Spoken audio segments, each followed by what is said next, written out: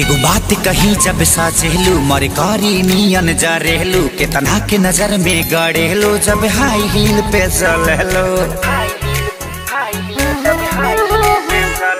एगो बात कही जब साचेलू मर कारी नियन जा रेलू के तना के नजर में गड़ेलो जब हाई हील पे चलेलो। सुनो से कोना निगाह ना तो भोरे पड़िया पूरा होई ना बात जो मन सोचता रह तू कि पाके घुंघरू बांधे मेरा नाचे थी।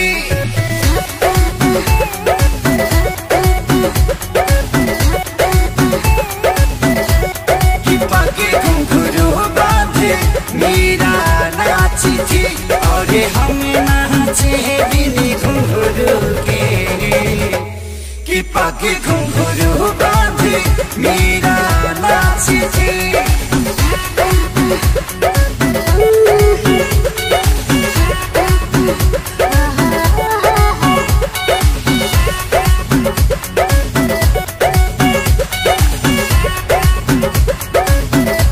मेरे खर्चे ना तुझसे चलेंगे ना मेरे नखरे को तू झेल पाएगा।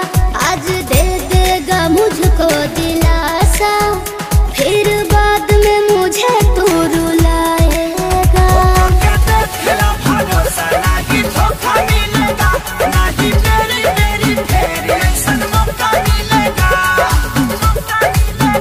जोनी बोना ये डबांस ना मिलेगा कोई चांस झूठे फेरा में हमरा पड़ल बाहर तू। कि पाके घुंघरू बांधे मेरा नाचे थी।